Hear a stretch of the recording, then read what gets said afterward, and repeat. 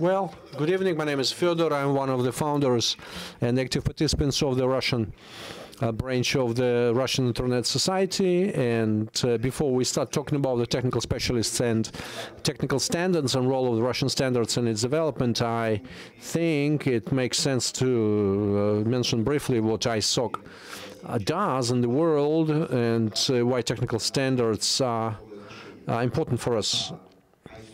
ISOC as an organization was founded more than 20 years ago, and during all this time it's been actively working with the projects for the internet development, and there are some directions which are especially meaningful, and these are technologies about which we're going to talk about, and the development of the policies, the internet management as well, and of course educational projects connected with the internet. ISOC in Russia, the Russian branch of ISOC was organized and recognized internationally, international organization in 2013, and the project's real business started closer to the end of 2014, and they are continuing this year as well. What I want to tell you is the first project of the ISOC Russian branch, and I think that there will be follow-up next projects, and I think that today we'll be able to discuss some other development next steps about the projects which we are implementing now. And this project is technological. This is a localization of the ITF journal, and it's a translation of its English version into Russian language, with the final goal to involve more Russian specialists to work with the ITF. ITF yesterday was mentioned many times yesterday, so I will be very brief with my introduction.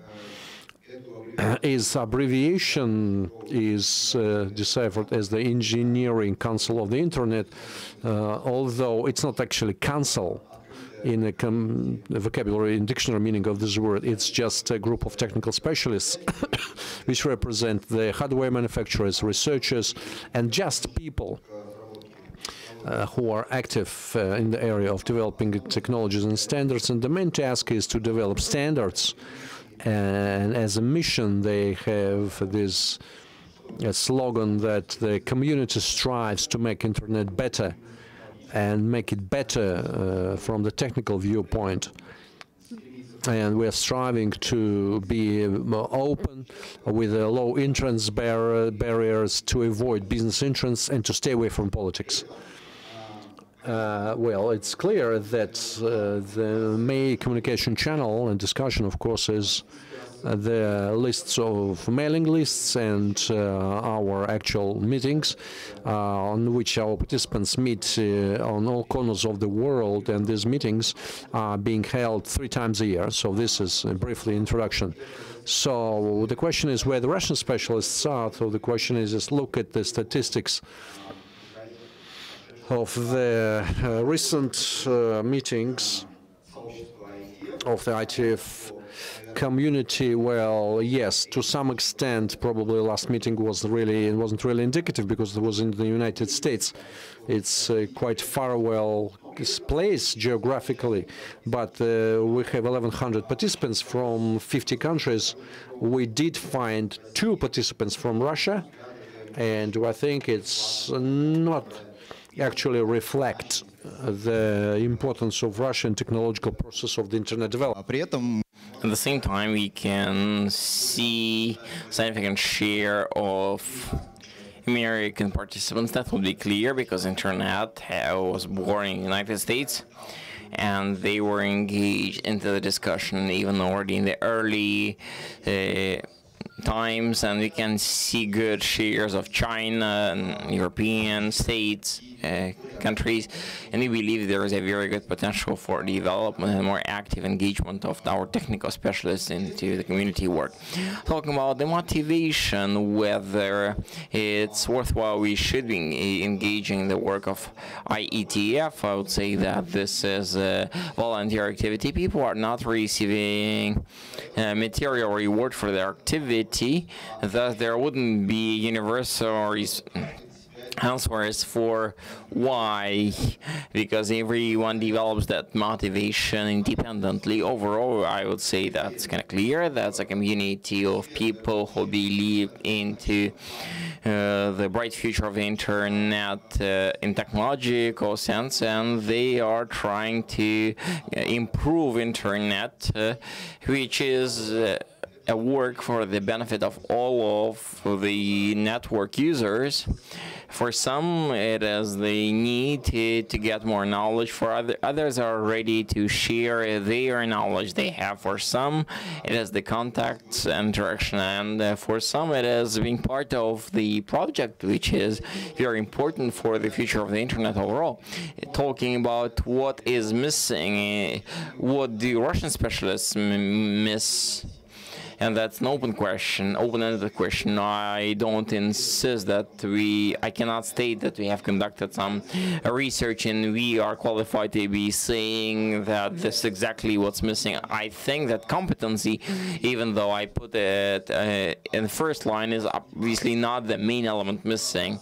At the same time, if you have motivation, you have and for interest and information, you can already engage and work, and that's something you'd like to concentrate. Of course, we can't keep on talking about the volunteering in Russia. Its role in Russia is probably not so important as the role of volunteering in the United States and Western Europe, and that's not only true for IT, but overall, as it seems to us, some more information about the work of IETF, and not just about what exists, some kind of technological trends are there, but also how simple it is to engage in the work of IETF individually is very much desired, which is why our first project, IETF community, is on top of the conferences that it conducts 3 times a year. It publishes a digest,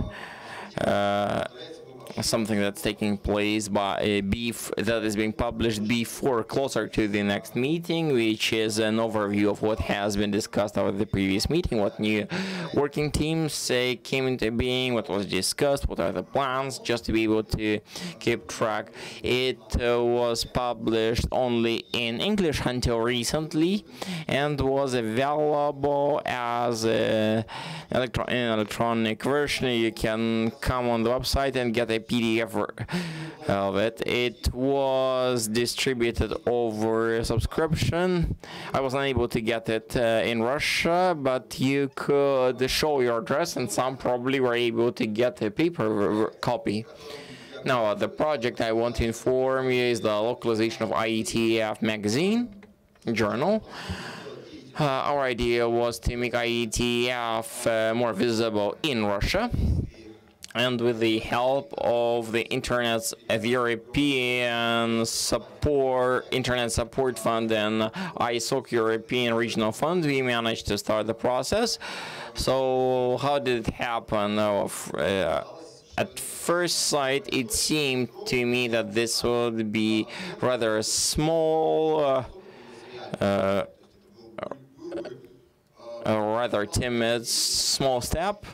And we wanted the Russian ISOC to have some activity with visible results, and localization of content seemed to be a good beginning. But in the framework of non-profit and the situation that we had turned out to be not that simple, even in this case, that was in the details. On one hand, that is the very big number of reliable ideas in Russian ISOC. At the same time, a very small segment, a very small number of those who are ready to spend their time not just on discussion of ideas, but on the implementation.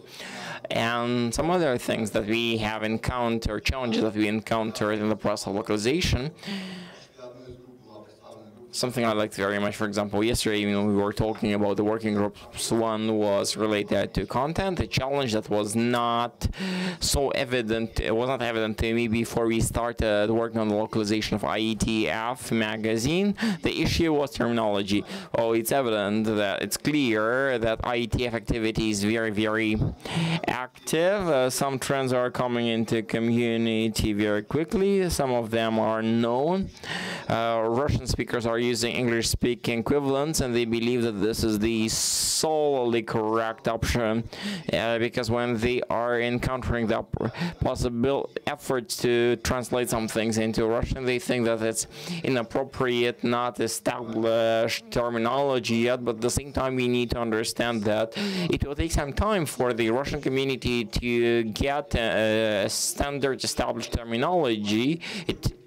And thus, that kind of community engagement interaction will be very effective for the development of, for improving the quality of localization of the magazine. Well, what do we have as a result? Despite the challenges that we had, the project is launched. As of today, we have already two issues published. If the first one was having catching up aspect was published at the end of January. At the same time, it was actually the end of November 2014 digest translation or localization. The issue in March was published much more rapidly. We have organized the direct interaction with IETF magazine. Thus, in 2 weeks' time, after it was published in the United States, it was available to Russian readers. Today, it is available in the PDF format at isocru.org. The participants of the event in Moscow are IGF 15 had access in a printed version. I brought some 100 copies here to Kazan. If you didn't pay attention, on the table on the right upon the exit from this audience, and I have some more copies myself. Those are out. So as Yari Arko has assessed valued very much this publication. He said, of course, English is a lingua franca, but it's much easier and nicer to discuss the latest developments in your native tongue. Of course, localization of the magazine is not a purpose per se. The purpose is to increasing the audience, the reader audience, and that could be a good point to start with during the IETF meetings to understand things, whether what we are working on is matching your interests and speed up the process of your integration. I saw colleagues here have drawn my attention to IETF fellowship program, a possibility of also for Russian participants to go to IETF meeting and their travel, as well as stay costs will be compensated and they would get access. At the same time, colleagues are saying that Russian technical experts are not using that opportunity very much. Talking about the magazine, of course, we would be working on increasing the number of the sites where it's available with the relevant audience. At some point, we might reach a higher level of localization where we would have not only translated but also locally generated content. And I would like to invite all participants of the conference and the community overall to engage actively at the work of IETF and the work of the Russian ISOC. And talking about the work of IETF, you can start getting familiar with the magazine to understand what's going on, what is of interest to you. Later on, possibly subscribing to mailing lists, and then later on, possibly applying for IETF fellowship. You see my contacts on the slide. I will be ready to answer any questions and discuss any kind of ideas about cooperation. Thank you very much. A wonderful initiative. Unfortunately, we are very much behind the schedule. Thus, I believe the questions should better be moved on to a later point.